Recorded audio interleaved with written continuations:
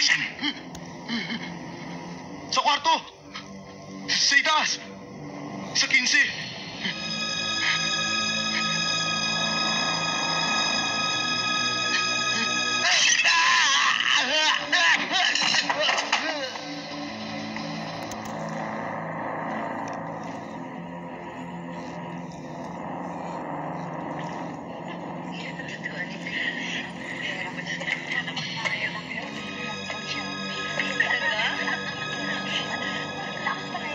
Ay, talaga? Aba, ay, hindi ako narinig ka sa amin. Kasi O, di ba kaya naman siya? Malamang na naman ang hindi nung hindi sa pera.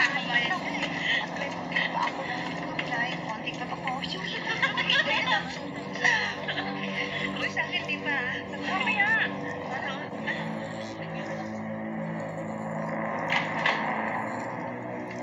Anong ginagawa mo rito? Hindi ba sinabi ko sa'yo wala rito hinahanap mo? Ang hirap sa'yo. Magsinungaling lang, hindi ka pa marunong.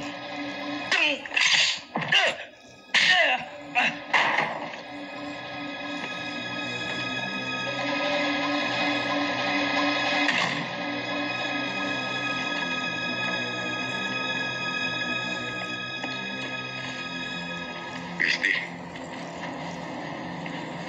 Christy.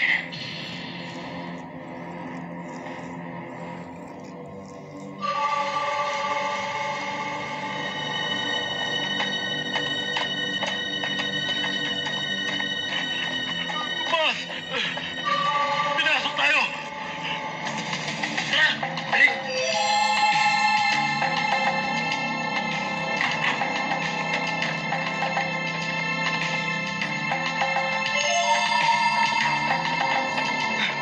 Si Christy!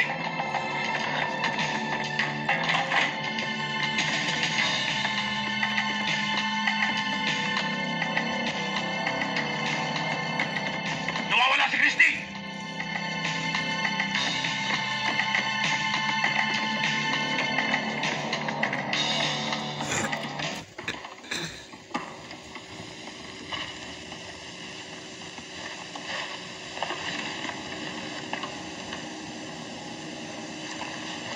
Ako nang bahala sa kanya. Hayaan muna natin siya makapagpahinga. Andito lang naman ako sa kwarto. Baka magising siya. Tiniente, magkape muna tayo. Pasensya ka na, Sivan. Ikaw nakabalik doon sa lugar ng pinag-usapan natin. Dahil kung kakalas ako sa club, baka mailipat nila si Christy, eh, mahirapan tayong hanapin siya ulit.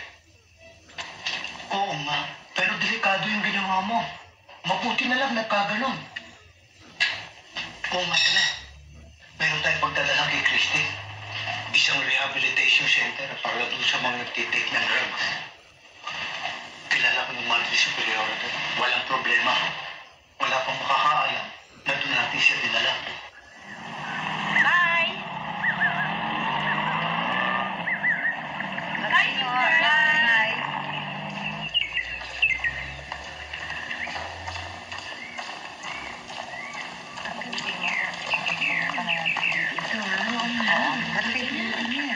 Oh, Magandang umaga ho, Sister Rose. magandang umaga naman, Sibal. Bakit ngayon ka lang napasyal? Mukhang marami tayong lakad, ah. Oo nga ho eh. Pasensya na kayo. Oh, kumusta ka, Bo? Aba, Sister, hindi na kamo. Sargento na. Detective Sergeant. Aba, congratulations! Salamat ho. Ayaw nga pala, si Teniente Guerrero, kaibigan ko. Kumusta, Kumusta Uwe? po kayo? Siya naman ho, si Christy. Kapatid siya nung kasama namin sa hanap buhay. O ano may paglilingkod ko sa inyo? O sige, upo. Maupo kayo. Naiintindihan ko ng lahat. Wala na kayong dapat alalahanin. Maaari nyo nang iwanan si Christy. At kami nang bahala sa kanya. Maraming salamat ho.